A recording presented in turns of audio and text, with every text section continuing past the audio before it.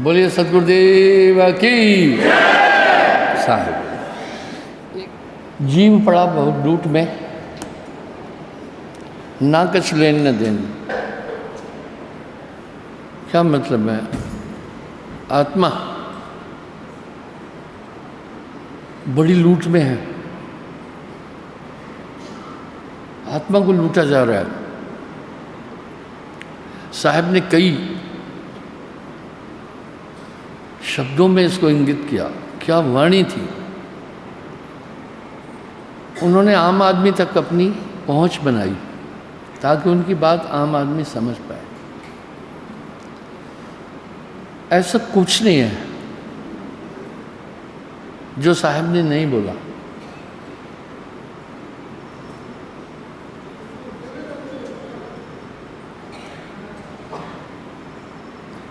अकबर के 9 रत्नों में खाने ज़्यादा राम रहीम खाने ज़्यादा था।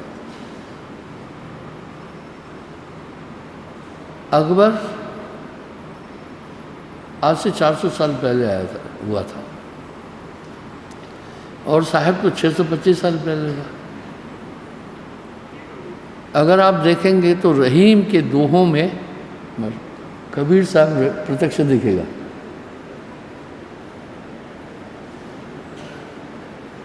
प्रत्यक्ष साहब का दर्शन होगा। पर लोगों ने कबीर साहब को एक साजिश से इतना ब्लैकआउट किया, पूछो मत। लेकिन सत्य की एक आदत है, चाहे कितना भी दबाओ, एक दिन सत्य उभरेगा। आप अपना अपराध चाहे कितना भी छिपाओ, एक दिन प्रकट होगा। ध्यान रखना मेरी बात। तो साहब वाणी में कह रहे हैं, और शैली भी वही थी। खाने जाता राम रहीम कहीं से और नहीं सीख के आया था, कबीर साहब पर मंथन किया। ठीक। तो साहब कह रहे हैं, जीव पड़ा बहुत लूट में, ना कुछ लेन न देन। कैसी? कुछ लेना देना नहीं है। 2 आदमी का विवाद चल रहा था, एक तीसरा भी खड़ा था। तो पहले ने दूसरे को कहा, तुम्हें एक ऐसा तमाचा मारूंगा, तुम्हारे 34 दांत बाहर आ जाएंगे। तो जो दूसरा खड़ा था उसने कहा, भाई दांत तो 32 होते हैं, 34 कैसे निकल आएंगे? बोला, 2 दांत तुम्हारे भी जाएंगे क्योंकि तुम बीच में आओगे जरूर। तो जीव पड़ा बहुत लूट में, आत्मा बहुत लूट में पड़ी है। ना कुछ लेन न देन। आत्मा का किसी भी चीज से लेना ही देना नहीं है।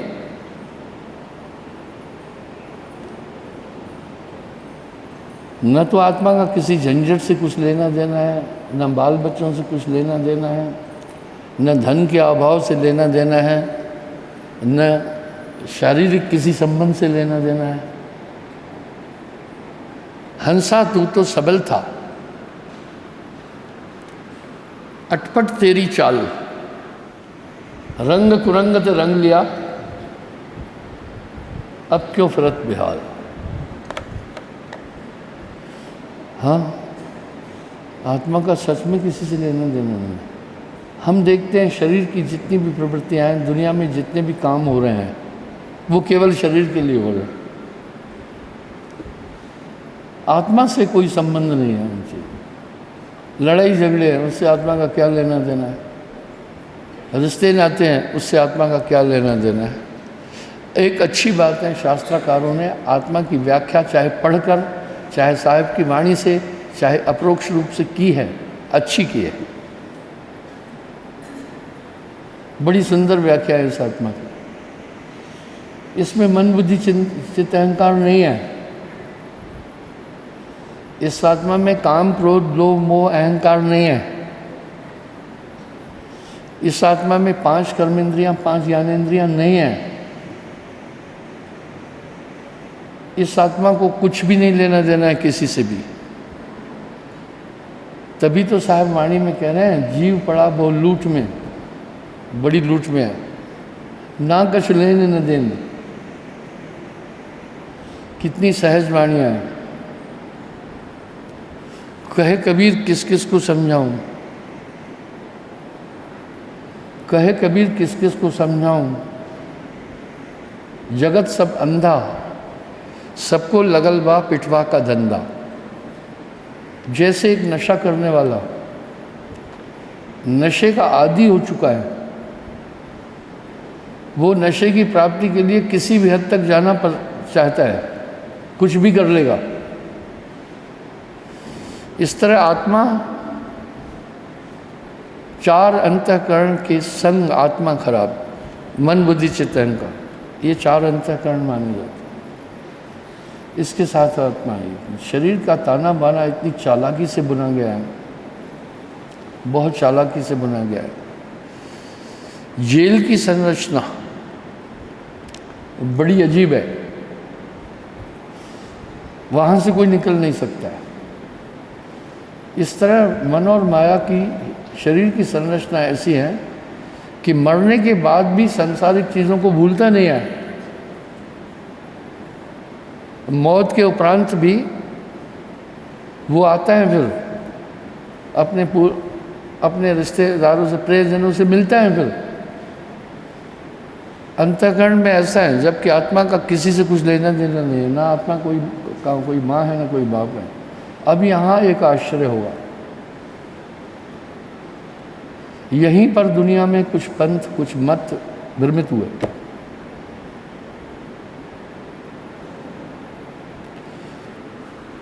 अंश कहते हैं भाग को, अंश कहते हैं भाई थोड़ा, जैसे किसी को कहा भाई 10वां अंश है गुरु के चरणों में, अंश कहा ना, किसी मूल से एक हिस्सा। परमात्मा आत्मा का कोई माता पिता नहीं है, बड़ी विडंबना है। अजन्मा है, आत्मा का कोई अधिष्ठान नहीं। हाँ, आत्मा का अधिष्ठान भी नहीं है। माथा ठनक जाएगा व्याख्या सुन करके। इसका आदि और अंत नहीं। इसकी पुष्टि भी धर्मशास्त्र अच्छी तरह से कर रहे। फिर आत्मा आई कहाँ से? इसका कोई अधिष्ठान नहीं, इसको कोई बनाने वाला नहीं, इसको कोई मिटाने वाला नहीं। प्रश्न बड़ा गंभीर है, गहन है। ये न्यूनाधिक नहीं होती। क्या चीज़ है ये आत्मा? किसी भी देश काल अवस्था में इस आत्मा का कभी नाश नहीं होता। इसलिए जो आत्मवादी हैं वो आत्मा तक ही सीमित है। उनका तर्क है ये। मसला बड़ा गंभीर है। ये तो अंश है, अंश कहते हैं हिस्से को। ये तो परमात्मा का अंश है।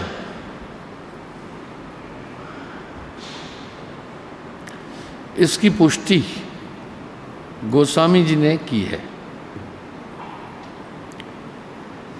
ईश्वर अंश जीव अविनाशी, अंश है। जैसे किसी बड़े हिस्से से थोड़ा सा, हालांकि आत्मा विभाजित नहीं होती है,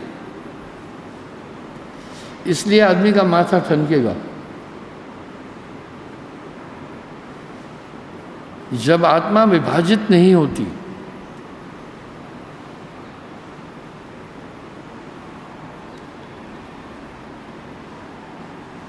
अविभाजित है, बट नहीं सकती, फिर परमात्मा से कैसे बट के आ गई? जो तार्किक शक्ति रखते हैं, आलोचक है, वो बहुत बारीकी में जाते हैं।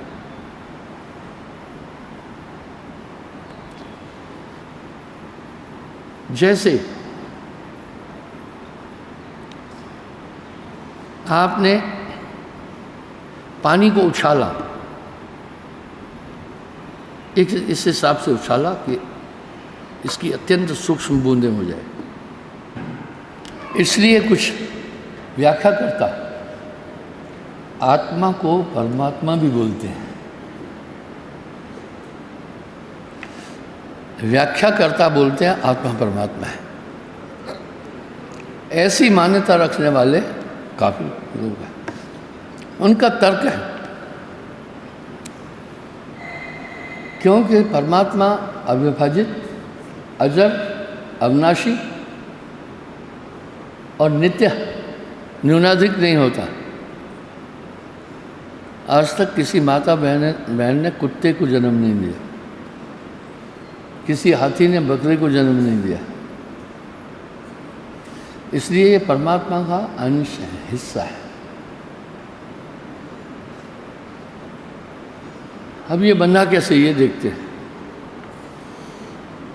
अब सतलोक का वर्णन साहब ने किया है, बाकी कोई नहीं किया। उस लोक की तो कोई व्याख्या ही नहीं किया ना। सभी तो त्रिलोकीनाथ बोल रहे हैं, 3 लोक तक बोला। किसी ऋषि मुनि के मुंह से आपने चौथे लोक की तो बात सुनी नहीं है। त्रिलोकीनाथ। अब साहब क्या कर रहे हैं, 3 लोक में यम का राज, चौथे लोक में नाम निर्माण। इसलिए वहाँ काम नहीं है, वहाँ क्रोध नहीं है, वहाँ लोभ भी नहीं है, वहाँ मोह भी नहीं है। जीव हृदय तम मोह विषय की, छूटे न ग्रंथ के में जाए न पेकी। इसलिए निरंजन ने पैदा किए। इनका स्वरूप क्या है, आओ मैं बताता हूँ।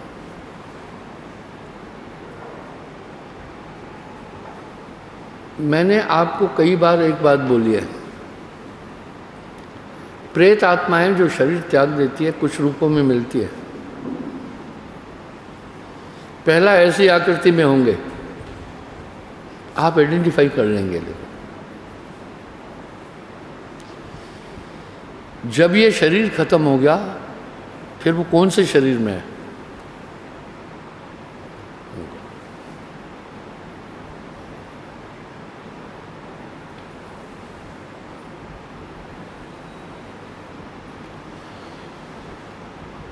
उसके बाद फिर वो कौन से शरीर में होंगे।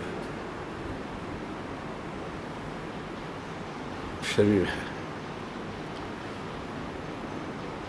दूसरा, वो ऐसे दिखेंगे नहीं, अनुभव होगा आपको। आपको अनुभव होगा कोई है यहाँ, वो अनुभव आपको भयभीत करेगा।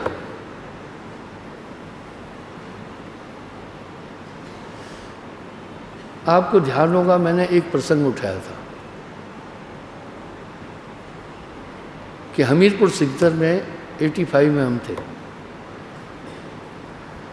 ये खोड़ से आगे डिस्ट्रिक्ट जम्मू में है, बॉर्डर के पास।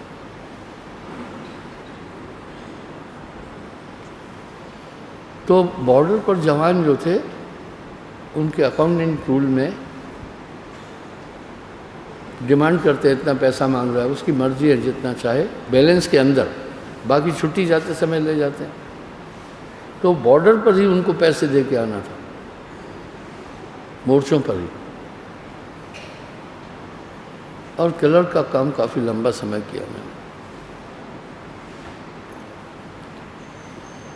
तो वहाँ ये सब चीज़ देखकर जब मैं लौट रहा था, मेन रोड से आना था, ये पॉइंट थी मेन रोड, मैं यहाँ था, आना था तो यूँ आना था, लेकिन बीच से एक पगडंडी भी जाती थी, तो आधे से भी कम नहीं हो गया। ऐसे 8-9 किलोमीटर हो रहा था और अंधेरा भी हो गया था। मैंने सोचा मैं इस तरह जाता हूँ, मैं इस तरह चल पड़ा। एक स्थान पर पहुंचा, मुझे लगा मेरा दिमाग कोई चीज़ घुमा दिया। मैं समझा, सुरती में आया। आपके साथ जो बातें शेयर करूंगा, कभी झूठ बोलूंगा नहीं और सहानुभूति होगी। मैं एकदम कंसंट्रेट हो गया। जो चीज़ इस तरह मेरे ऊपर आई, मैंने कंसंट्रेशन से पकड़ा, नाम की ताकत से उसको जमीन में दे मारा।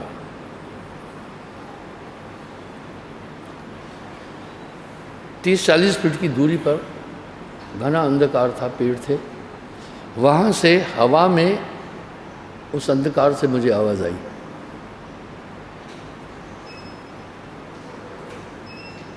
रुक जाओ, तुम कौन हो? मैंने उसकी तरफ किया। मैंने कहा, आप मुझे कभी भी नहीं भूल पाएंगे। मैंने उसको क्या कहा? आप मुझे कभी नहीं भूल पाएंगे। उसने कहा, हाँ, मैं कोई दुरात्मा नहीं हूँ। वो एक पीर की जगह थी, काफ़ी लोग वहाँ, मेला भी लगता, जाते हैं, मन्नतें करते हैं। बोला, मेरा एक यहाँ का नियम है, सूर्य ढलने के बाद इस रास्ते से किसी को नहीं आने देता हूँ, बाकी मैं नुकसान नहीं करता हूँ किसी का।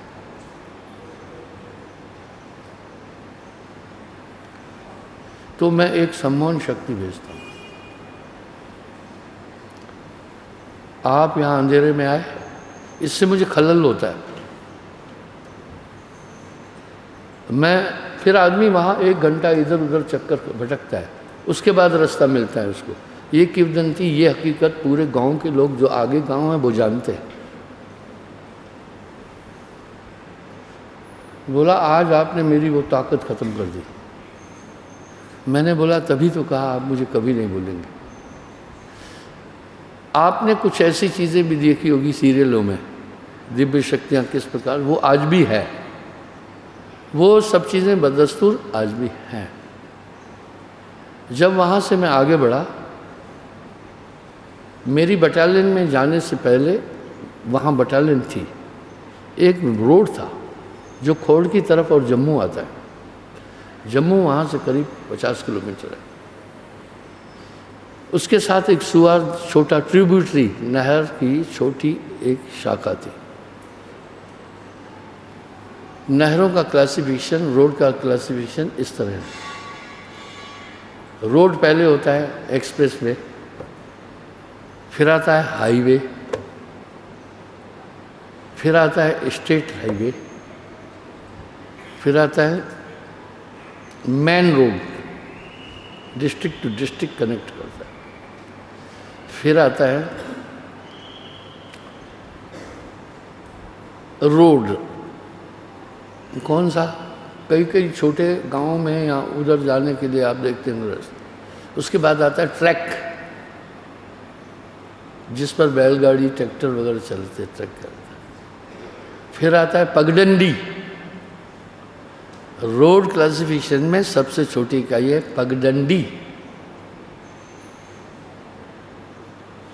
इसी तरह नहरों में सबसे पहले आता है डैम। डैम से फिर कनाल हेड आता है, वहाँ से फिर आता है मैन कनाल, फिर आता है सब कनाल, फिर आती है डिस्ट्रीब्यूटरी, उसके बाद आती है ट्रिब्यूटरी। ट्रिब्यूटरी क्या है? छोटी नहर आई, उसमें से फिर किसान लोग अपने अपने खेतों में पानी पहुंचाते हैं, वो ट्रिब्यूटरी है। इसी तरह एक ट्रिब्यूटरी थी वहाँ। एक बूढ़ा वहाँ हाथ मुंह धो रहा था।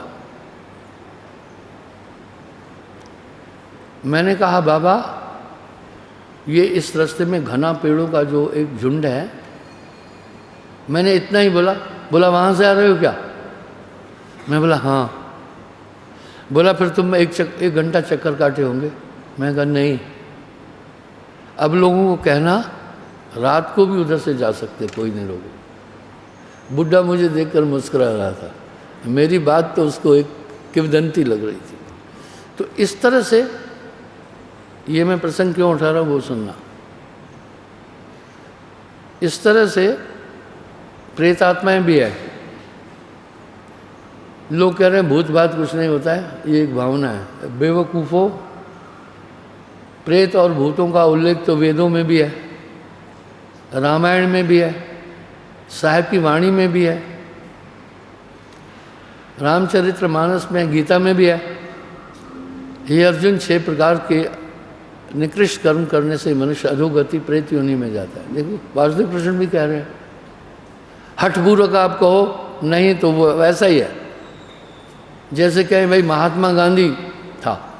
कोई बच्चा अपने बाप को बोले मैं नहीं मानता महात्मा गांधी कोई हुआ होगा, ये सब किंवदंती है।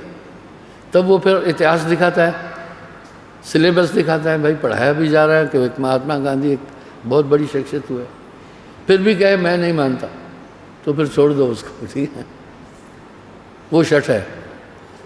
इसी प्रकार प्रेत आत्माओं का उल्लेख शास्त्रों में भी है, वेदों में भी है, श्रीमद् गीता में भी है, रामचरितमानस में भी है, संतों की वाणी में भी है।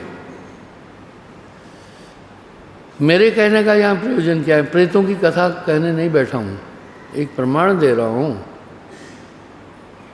इसी तरह काम, क्रोध, लोभ, मोह, अहंकार जो है फॉर्मलेस रूप से इंसान की बॉडी में रहते हैं।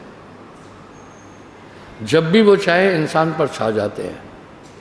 जब छा जाते हैं तो इंसान वैसा ही काम करता है जैसा वो करवाते हैं। आपने देखा होगा जिनमें प्रेतात्माओं का प्रवेश होता है उतनी देर वो अपने अस्तित्व को भूल जाते हैं और प्रेतात्मा बोलती है। ये सच है, लेकिन हकीकत क्या है? ऐसे रियल केसेस है, 90% इसमें बनावट करते हैं, 90%। सिर्फ 1% यथार्थ में किसी में ये चीज़ प्रवेश लेती है। लेकिन यहाँ तो एक धंधा बैठा है, फलाने दिन फलानी देवी आएगी, फलाने दिन फलाना प्रेतात्मा, ये एक बिजनेस है। पर साच कहो तो मारन धाई, झूठ कहा नहीं जाई, संतो झूठे जगपति। उल्लेख आ रहा है, हनुमान जी ने बहुत लोगों को खत्म किया, बड़े बड़े योद्धाओं को, प्रेतात्माओं को, बाकी सबको, रावण के परिवार के बहुत बड़े बड़े महारथियों को भी खत्म किया। पर हनुमान जी को गुणागर कहते हैं, गुणवान, विद्वान, ज्ञानी पुरुष, कर्मठ भक्त कहते। क्यों? वो उदंड नहीं थे, किसी पर पहले वार नहीं करते थे, अताताई के पास जाते थे कि ये तुम अधर्म कर रहे हो, इसको छोड़ो, यानी पहले उसे सिखाते थे। यही बात रावण को सिखाई, यही बात अन्य कुछ राक्षसों को हनुमान जी ने सिखाई। डायरेक्ट वार नहीं करता है, यही बात मही रावण को सिखाई, बाद में उसका वध किया। जो मोह मारा तह में मारा, तह मारे मोह दोष न होए, ये साहब भी बोले। सबको अपनी रक्षा करने का अधिकार है। जब हनुमान जी उपदेश दे रहे थे रावण को, रावण क्रोधित कर बोला, बस वानर यानी बंदर, तेरे मुंह से उपदेश ठीक नहीं लगता है, मैं स्वयं ज्ञाता हूँ। हनुमान जी ने तो उनको ये भी कहा कि परिस्त्री आपने हरण की हुई है, महापाप है, आप स्वयं एक ब्राह्मण और विद्वान है, इसलिए बात खत्म है, सीता जी को आप छोड़ दीजिए, राम जी से क्षमा मांग लो, वो दयालु है, तुम्हें क्षमा कर दो। यानी वो हमला अज्ञानी की तरह नहीं करता था, सबसे पहले उसको दोष का उल्लेख करता था, उसके बाद समझाता था, उसके बाद भी जब अगला उस पर आक्रांत होता था तब मारता था हनुमान जी। यहाँ साहब भी कह रहे हैं, जो मोह मारा तिह में मारा, तिह मारे मोह दोष न होई। इस तरह आदमी, ये वो योद्धा है जिनसे कोई विजय प्राप्त नहीं कर सकता है। तभी साहब एक बात बोल रहे हैं, एक दुई होए ताहे समझाऊं, एक दो हो उनको समझाऊं, सभई भुलान है पिटवा के धंधा, कहे कबीर किस किस को समझाऊं, सब जग अंधा। कहे कबीर मैं किस किस को समझाऊं, सब जग अंधा। इस तरह निरंजन की वो शक्तियाँ, काम, क्रोध, लोभ, मोह, अहंकार सबको लपेटे में ले रहे हैं। वेदव्यास जैसे तत्वदर्शी भी पुत्र विशोह में रोने लगे थे। मैं किसी की निंदा नहीं कर रहा हूँ, दुनिया निराली है, निंदा निंदा सब कहे, निंदा न जाने कोई, जैसे को तैसा कहे सो भी निंदा न होए। लक्ष्मण को जब शक्ति बाण नागफांस में मेघनाथ ने फंसाया था, उनकी मृत्यु करीब थी। राम जी के नैनों से आंसू आ गए थे। जिन्होंने रामायण सीरियल में ये चीज़ देखी हो तो हाथ खड़ा कर। मैं झूठी बात ही नहीं बोलता। मोह सकल व्याधिन को मूला, तासे उपजत बहुविध सूला। बड़े बड़े ऋषि मुनियों को इसने लपेटे में लिया। महर्षि भृगु तप कर रहा था। मैं उदाहरण देता हूँ। अरे जब कोई आदमी मर जाता है तो हम लोग कह रहे हैं ना कि यमदूत उसको लेके गए। किसी ने यमदूत को ले जाते देखा क्या? पर सही में यमदूत ले जाते हैं। जब यमराज आन पकड़ेंगे नेक धरत नहीं धीर, मुगरन मार के प्राण निकासत।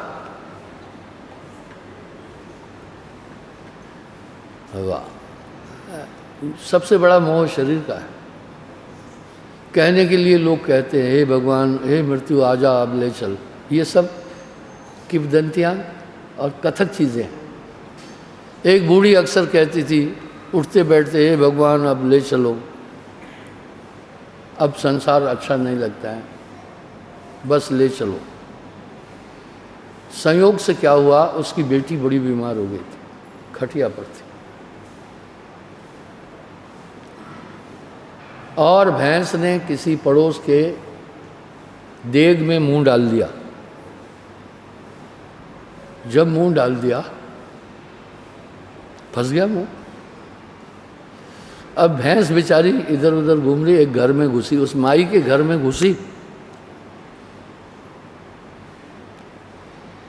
माई ने सोचा, उनको पता है यमराज भैंसे पर चढ़ के आता है।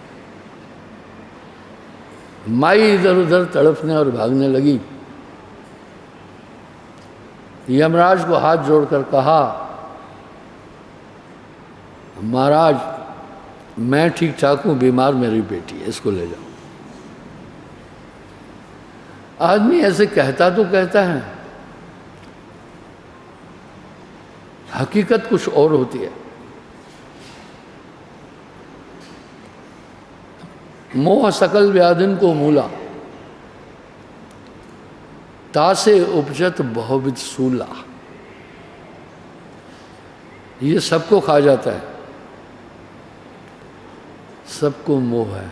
मोह एक प्रेत है। यही निरंजन ने आत्मा को बांधने के लिए ये 5 चीजें उत्पन्न की: काम, क्रोध, लोभ, मोह, अहंकार। ये एक से एक धुरंधर हैं। तो भृगु तप कर रहे थे, उनका पुत्र उनकी देखभाल कर रहा था।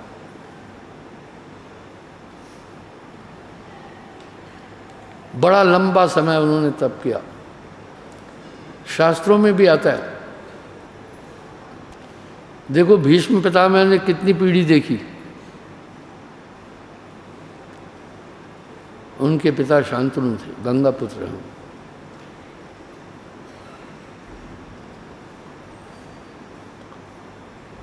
उन्होंने फिर दूसरी पीढ़ी देखी, विचित्र वीर्य। पहले बाप को देखा है खुद, और तीसरी पीढ़ी विचित्र वीर्य। चौथी पीढ़ी में उसने धृतराष्ट्र को देखा। 5वीं पीढ़ी में उसने दुर्योधन को देखा।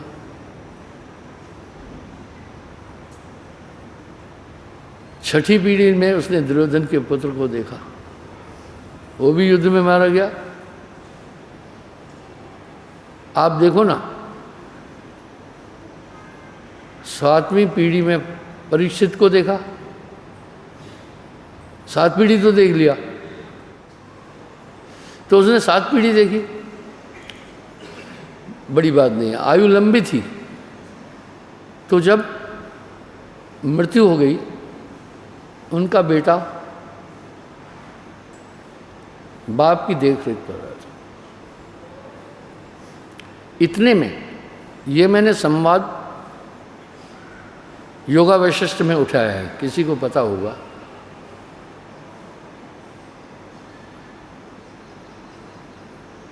तो वो उस अप्सरा के साथ चला गया अंतवाहक शरीर से। मैं आपको एक हिदायत दे रहा हूं, ध्यान से सुनना। आपने अगर किसी स्त्री पर विषय का पूरा मन बना दिया, वो सेक्स है, समझे क्या? वो मानस सेक्स है। इसलिए सीता जी ने, यानी पूरा मन बना दिया, उस पर आसक्त हो गए आप, मन बना, वो सेक्स है। इसलिए शास्त्रों में 8 तरह का सेक्स बोला गया, इसलिए वो भी नहीं जाना चाहिए। बस वो अप्सरा का पीछा करते करते, बाद में बताऊंगा कहाँ तक क्या। बहुत समय बाद जब भृगु जागा, अपने पुत्र की अस्थियां देखी, क्रोधित होकर श्राप दिया, हे यमराज, जाओ तुम मृत्यु को प्राप्त हो जाओगे। यमराज प्रकट हो गया, तब की ताकत थी। बोला, हे भृगु, तुम्हारे श्राप से मैं नष्ट नहीं हूँगा। तुम्हारा श्राप न्यायोचित नहीं है, क्रोध में है। क्रोध में मनुष्य भूल करता है। मैंने आपके बेटे को कुछ नहीं किया, वो तो अपनी करने के अनुसार गया। एक अप्सरा जा रही थी स्वर्ग की तरफ, उसने ऊपर देखा, बड़ी सुंदर थी। तुम्हारा पुत्र ये शरीर छोड़कर अंतभाग शरीर से उसके पास पहुंचा। देवलोक में पहुंचने के बाद उसने इंद्र से कहा कि मैं इससे विवाह करना चाहता हूं, मैं महान तपस्वी भृगु का पुत्र हूं। उसने कहा, देखो स्वर्ग में विषय नहीं होता है, स्थूल बॉडी नहीं होती, और अगर तुम्हें शादी करनी है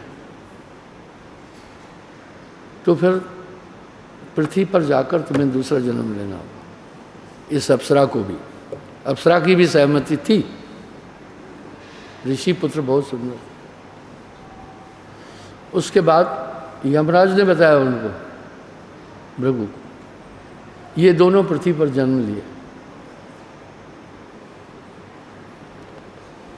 और योग के अनुसार दोनों का विवाह हुआ।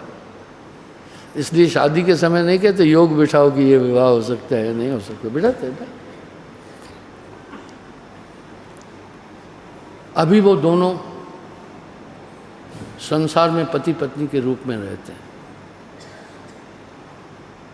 चलो ऋषिवर, मैं तुम्हें दिखाता हूं। यमराज उनको ले गया उसी जगह, भृगुपुत्र से था। भृगु ने अपने तप की शक्ति से उसको अतीत दिखाया। लड़के ने भी कहा, ओ मैं भटक गया था। ये सब चीजें आपके अंदर हैं। तो भृगु ने अपने बेटे की पुरानी चेतना जगाई। ये भी कोई बड़ी बात नहीं है, वो सब चीज़ें फीड है, सब सिस्टम है। इसलिए दुनिया के किसी भी वैज्ञानिक ने जो भी बहुत बड़ा काम किया, मैं उनको थैंक्स बोलूँगा। मुझे आश्चर्य नहीं हुआ, मैं बोलता ऑल टेक्नोलॉजी। अभी जो ये मेमोरी ट्रांसप्लांट कर रहे हैं, ये भी मैं कह रहा हूँ, ये भी ओल्ड टेक्नोलॉजी। हमारे देश में बहुत बड़ा विज्ञान था। तो कहने का ये मतलब है, देखो भृगु को भी मोह आ गया ना पुत्र का, श्राप दे दिया उसको। तब मृत्युदेव ने उनको समझाया, हे भृगु, इस संसार में इंसान स्थूल शरीर को प्राप्त करता है, वो जर्जर हो जाता है, खुद कहता है हाय मौत आ जाओ। जब मौत नहीं होगी आदमी कितना दुखी हो जाएगा। दुनिया के अंदर जो भी सिस्टम निरंजन ने बनाए सब बिल्कुल भी विधिवत है। अरे मोह नहीं होता तो माई बच्चे को जन्म देकर नाले में सुट के आना था, कौन इसका लेसन उठाए? मोह के कारण तो लिए घूम रही। भृगु को समझाया, हरि काहू के मित्र नहीं, नहीं काहू के शत्रु, जो जैसी करनी करे ताहे तास फल देत। इसलिए सावधान, ये कर्म भूमि है, खबरदार। आप किसी दुर्बल को नहीं सताना, आपको 1000 गुना ज़्यादा सताया जाएगा। आप किसी गरीब दुर्बल को नहीं मारना, आप किसी कुरूप को नहीं सताना। अभी यहाँ साहब क्या बोल रहे हैं पता है? यही भूल इंसान कर लेता है। दुर्बल को न सताइए, या की मोटी हाय, इसकी हाय बहुत ज़बरदस्त है। बिना सांस की फूकनी लोहे देत गलाए। दूसरा साहब कह रहे हैं, इस गढ़ भीतर 9 लाख तारे, इसी में सूरज चंदा, इस गढ़ भीतर बाग बगीचे, इसी में सींचन हारा, इस गढ़ भीतर रिद्ध सिद्ध के भरे अखंड भंडारा, इस गढ़ भीतर काम ध्यान है, कल्प वृक्ष न्यारा। सब कुछ तो आपके पास है, इस्तेमाल करना नहीं आ रहा है तो अलग बात है।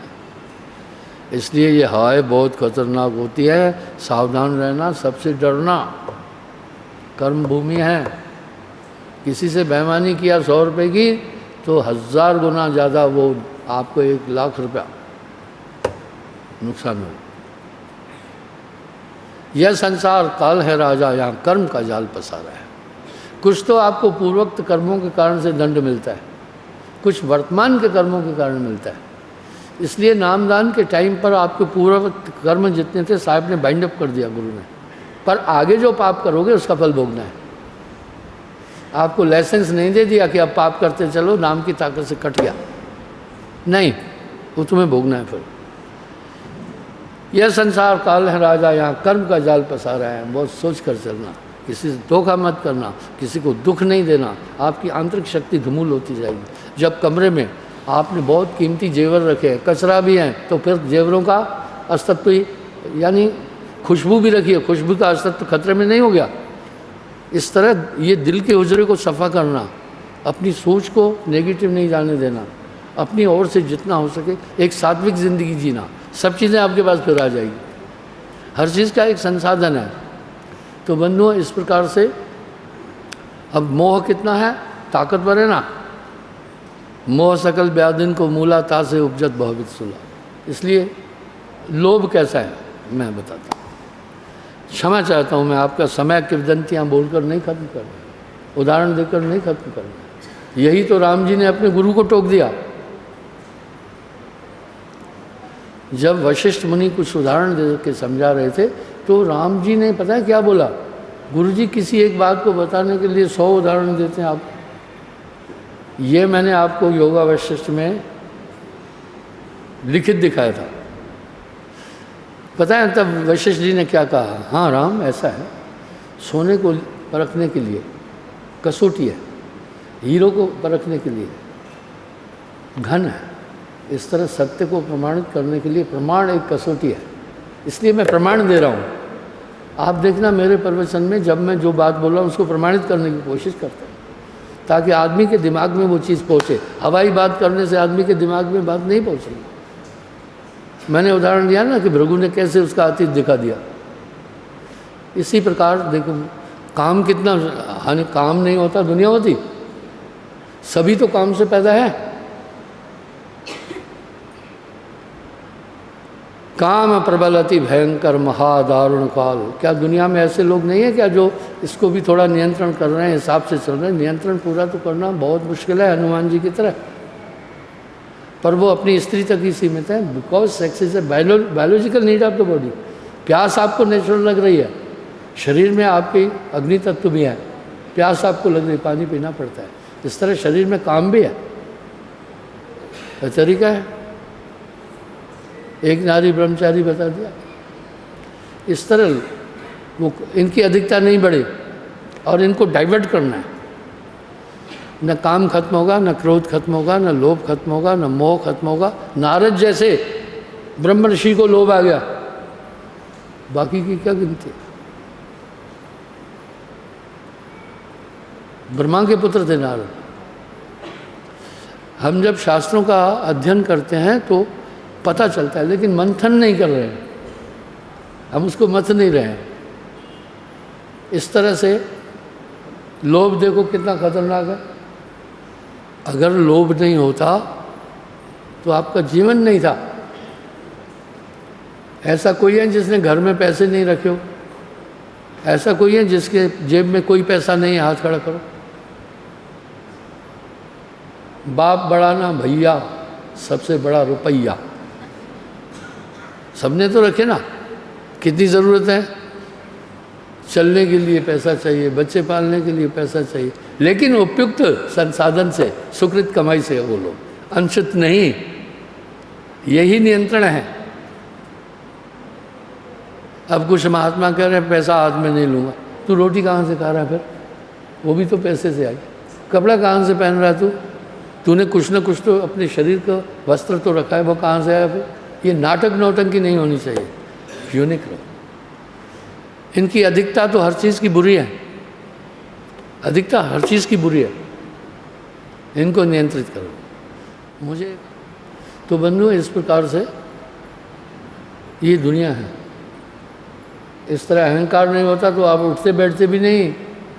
मैं उठ रहा हूँ, मैं जा रहा हूँ, मैं आ रहा हूँ, ये अहंकार है। 33 कोटि देवता ऐसे नहीं बनाए।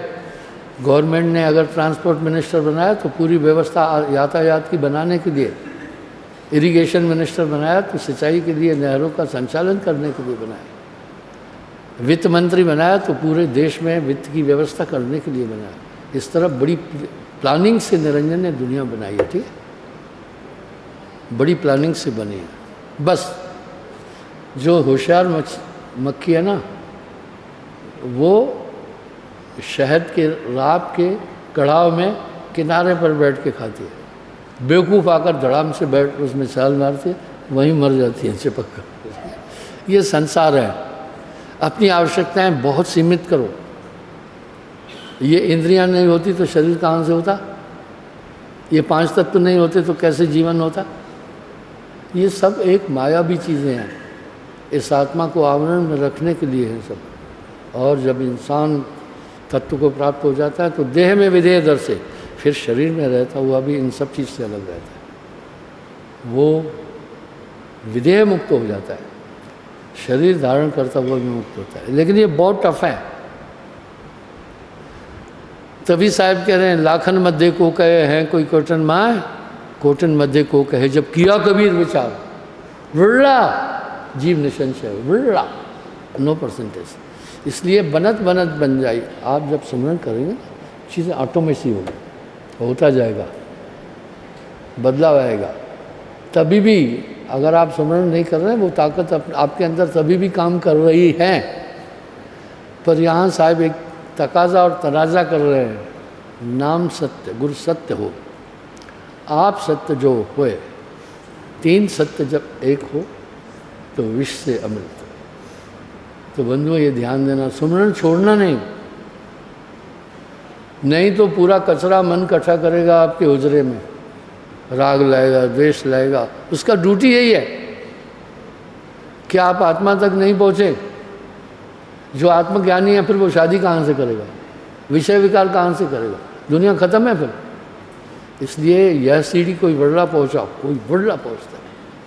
पर आप बनत बनत बन जाइए, नियम का पालन करते चलना, सब कुछ आपके पास।